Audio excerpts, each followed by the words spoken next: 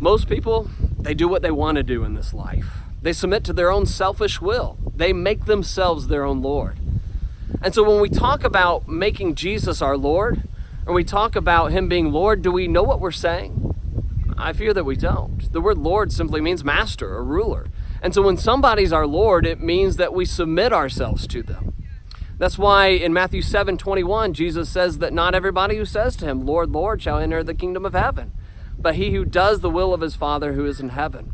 Simply calling him Lord or doing some religious acts in his name is not actually making him our Lord. We need to do what he says. And that's why Jesus asked the question in Luke 6, verse 46. Why do you call me Lord, but do not do the things that I say? Lord is not just a title that we give him. Look over in Luke chapter 17 with me. In Luke 17:4, Jesus tells his apostles that if somebody sins against you 7 times in a day and they come to you to ask for forgiveness 7 times in a day, forgive them. And so could you imagine somebody coming to you and saying, I hurt you, I'm sorry.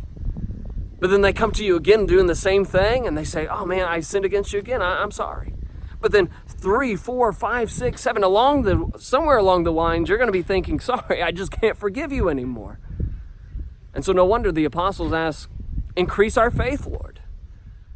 But Jesus responded by saying, if you have faith as a mustard seed, you can say to the mulberry tree, be pulled up by its roots and be planted in the sea, and it will obey you. How big is a mustard seed? One of the smallest on earth, Jesus said. It's not the size of our faith. It's not how much faith that you have. Faith is not the issue here. But he goes on to say exactly what they're going to need. He says, which of you having a servant plowing and tending will say to him when he has come in from the field, come at once, sit down to eat. But will you not rather say to him, prepare something for my supper, gird yourself, serve me till I've eaten and drunk, and afterwards you will eat and drink? Does he think that servant because the things that were he did the things that were commanded of him? I think not. So likewise, when you have done all those things which you are commanded, say, we are unprofitable servants. We have done what was our duty to do. The thing that Jesus says we're going to need is not more faith. It's more submission.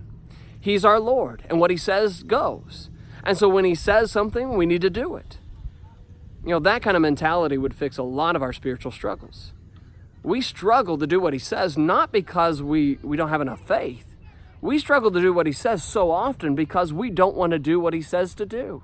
But when we've done what it is our duty to do, all we can say is that we are unprofitable servants to our Lord.